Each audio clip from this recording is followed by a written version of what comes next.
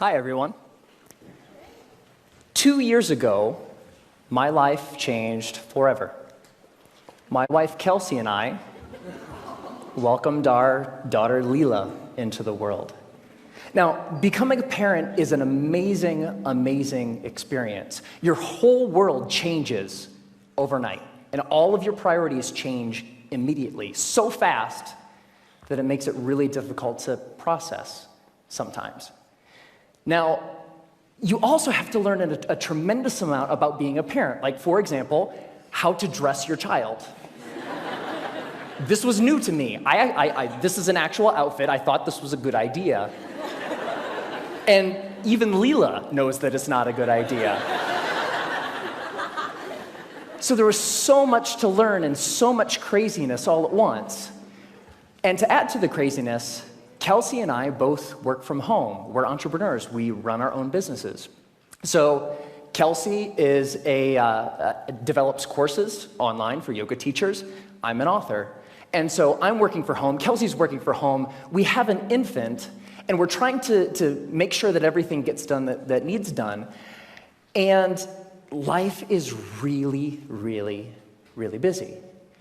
And a couple weeks into this amazing experience, when the sleep deprivation really kicked in, like around week 8, I had this thought, and it was the same thought that parents across the ages internationally, everybody has had this thought, which is, I am never going to have free time ever again.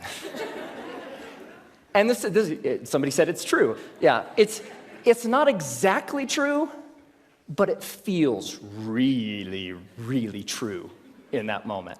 And this was really disconcerting to me, because one of the things that I enjoy more than anything else is learning new things. Getting curious about something and diving in and fiddling around and learning through trial and error and eventually becoming pretty good at something.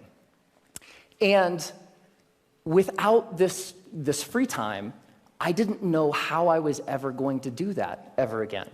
And so I'm a big geek. I want to keep learning things. I want to keep growing. And so what I decided to do was go to the library and go to the bookstore and look at what research says about how we learn and how we learn quickly. And I read a bunch of books, I read a bunch of websites, and trying to answer this question, how long does it take to acquire a new skill? You know what I found? 10,000 hours. Anybody ever heard this? 10,000. It takes 10,000 hours. If you want to learn something new, if you want to be good at it, it's going to take 10,000 hours to get there. And I read this in book after book and website after website, and my mental experience of reading all of this stuff was like, no! I don't have time. I don't have 10,000 hours. I am never going to be able to learn anything new ever again. But that's not true. So 10,000 hours, just to give you a rough order of magnitude, 10,000 hours is a full-time job for 5 years. That's a long time. And we've all had the experience of learning something new, and it didn't take us anywhere close to that amount of time, right? So what's up? There's something kind of funky going on here. What the research says and what we expect and have experiences, they don't match up. And what I found, here's the wrinkle. The 10,000 hour rule came out of studies of expert level performance. There was a professor at Florida State University. His name is K. Anders Ericsson. He's the originator of the 10,000 hour rule. And where that came from is he studied professional athletes, world-class musicians, chess grandmasters, all of these ultra-competitive folks in ultra-high-performing fields, and he tried to figure out how long does it take to get to the top of those kinds of fields. And what he found is the more deliberate practice, the more time that those individuals spent practicing the elements of whatever it is that they do, the more time you spend, the better you get. And the folks at the tippy top of their fields put in around 10,000 hours of practice. Now, we were talking about the game of telephone a little bit earlier. here's what happened. An author by the name of Malcolm Gladwell wrote a book in 2007 called Outliers, the Story of Success. And the centerpiece of that book was the 10,000-hour rule. Practice a lot, practice well, and you will do extremely well. You'll reach the top of your field. So the message, what Dr. Erickson was actually saying is, it takes 10,000 hours to get to the top of an ultra-competitive field in a very narrow subject. That's what that means. But here's what happened. Ever since Outliers came out, immediately came out, reached the top of the bestseller list, stayed there for 3 solid months. All of a sudden, the 10,000-hour rule was everywhere. And a society-wide game of telephone started to be played. So this message, it takes 10,000 hours to reach the top of an ultra-competitive field, became, it takes 10,000 hours to become an expert at something, which became, it takes 10,000 hours to become good at something, which became, it takes 10,000 hours to learn something. But that last statement, it takes 10,000 hours to learn something, it's not true. It's not true. So, what the research actually says, if I spend a lot of time here at the CSU library in the cognitive psychology stacks, because I'm a geek. And when you actually look at the studies of skill acquisition, you see over and over and over a graph like this. Now, researchers, whether they're studying a motor skill, something you do physically, or a mental skill, they like to study things that they can time, because you can quantify that, right? So they'll give research participants a little task, something that requires physical arrangement or something that requires learning a little mental trick, and they'll time how long a participant takes to complete the skill. And here's what this graph says. When you start, so when researchers gave participants a task, it took them a really long time because it was new and they were horrible. With a little bit of practice, they get better and better and better, and that early part of practice is really, really efficient. People get good at things with just a little bit of practice. Now, what's interesting to note is that if, we don't really, for skills that we want to learn for ourselves, we don't care so much about time, right? We just care about how good we are, whatever good happens to mean. So if we relabel performance time to how good you are, the graph flips, and you get this famous and widely known, this is the learning curve. And the story of the learning curve is when you start, you're grossly incompetent and you know it, right? With a little bit of practice, you get really good really quick. So that early level of improvement is really fast. And then at a certain point, you reach a plateau, and the subsequent gains become much harder to get. They take more time to get. Now, my question is, I want that, right? How long does it take from starting something and being grossly incompetent and knowing it to being reasonably good in, hopefully, as short a period of time as possible? So, how long does that take? Here's what my research says. 20 hours. That's it. You can go from knowing nothing about any skill that you can think of. Want to learn a language? Want to learn how to draw? Want to learn how to juggle flaming chainsaws? If you put 20 hours of focused, deliberate practice into that thing, you will be astounded at how good you are. 20 hours is doable. That's about 45 minutes a day for about a month, even skipping a couple days here and there. 20 hours isn't that hard to accumulate. Now, there's a method to doing this, because it's not like you can just start fiddling around for about 20 hours and expect these massive improvements. There's a way to practice intelligently. There's a way to practice efficiently that will make sure that you invest those 20 hours in the most effective way that you possibly can. And here's the method. It applies to anything. The first is to deconstruct the skill. Decide exactly what you want to be able to do when you're done, and then look into the skill and break it down into smaller and smaller pieces. Most of the things that we think of as skills are actually big bundles of skills that require all sorts of different things. The more you can break apart the skill, the more you're able to decide what are the parts of this skill that will actually help me get to what I want, and then you can practice those first. And if you practice the most important things first, you'll be able to improve your performance in the least amount of time possible. The second is learn enough to self-correct. So get 3 to 5 resources about what it is you're trying to learn. Could be books, could be DVDs, could be courses, could be anything. But don't use those as a way to procrastinate on practice. I know I do this, right? Get like 20 books about the topic. It's like, I'm going to start learning how to program a computer when I complete these 20 books. No, that's procrastination.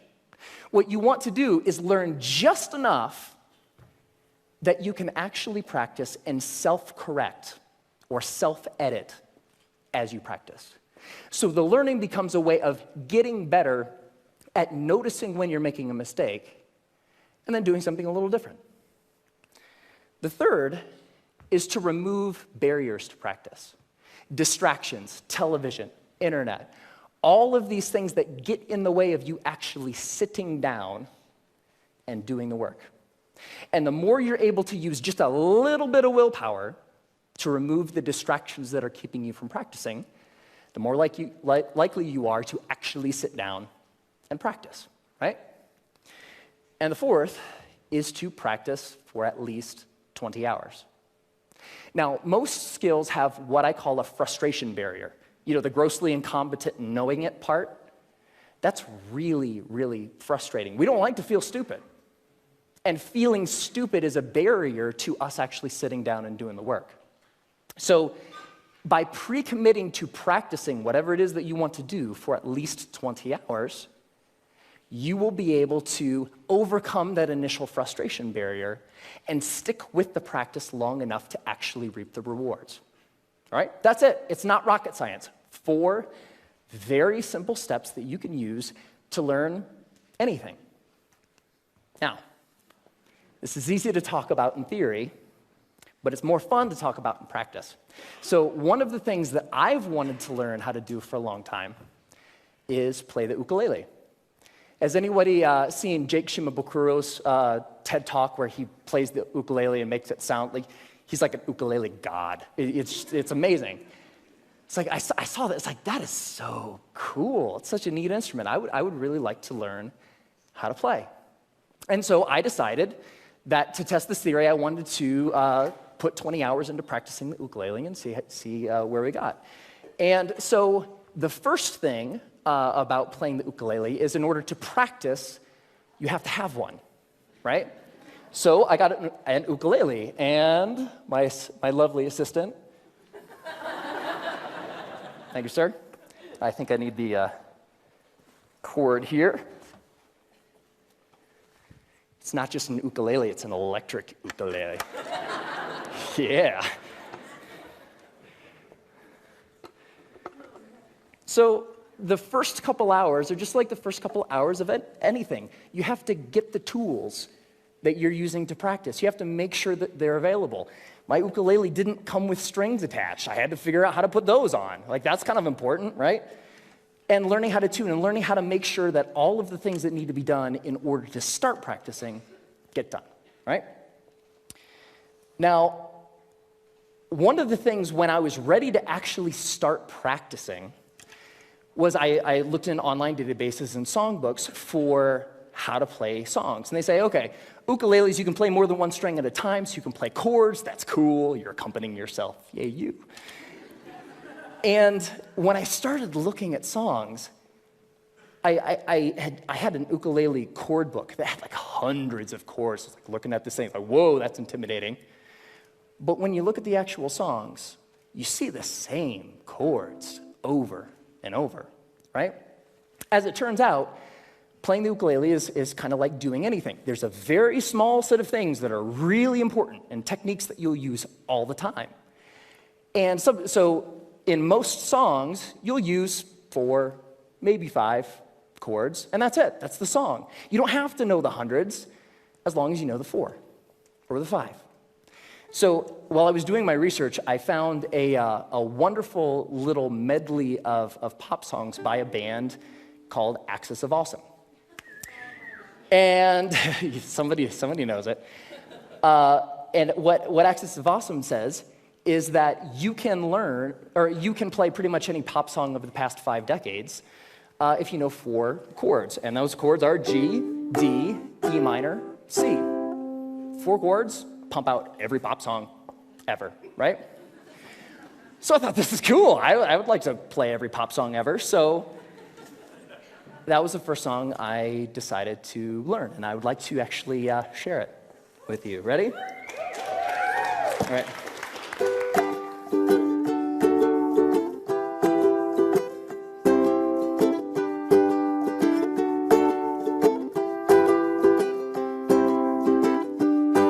Just a small town girl living in a lonely world. She took the midnight train going anywhere.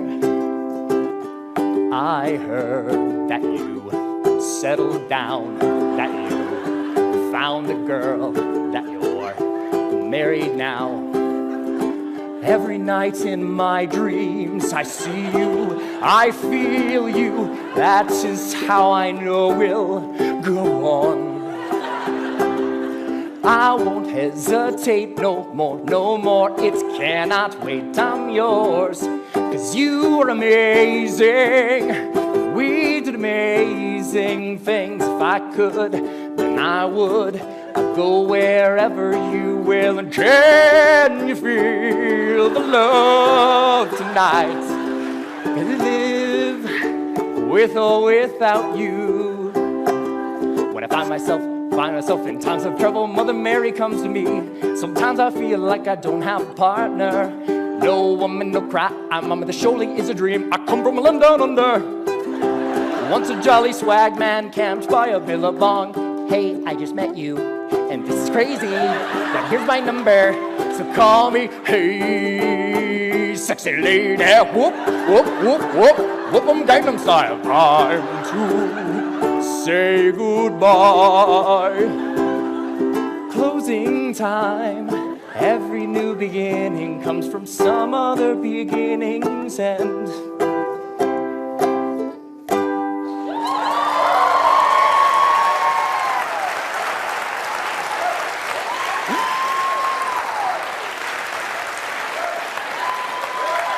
Thank you. Thank you. I love that song. And I have a secret to share with you. So by playing that song for you, I just hit my 20th hour of practicing the ukulele. Thank you.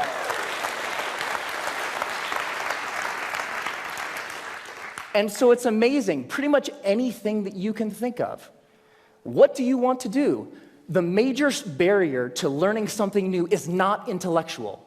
It's not the process of you learning a bunch of little tips or tricks or things. The major barrier is emotional. We're scared. Feeling stupid doesn't feel good. In the beginning of learning anything new, you feel really stupid. So the major barrier is not intellectual, it's emotional. But put 20 hours into anything. Doesn't matter. What do you want to learn? You want to learn language? You want to learn how to cook? You want to learn how to draw? What turns you on? What lights you up? Go out and do that thing. It only takes 20 hours. Have fun.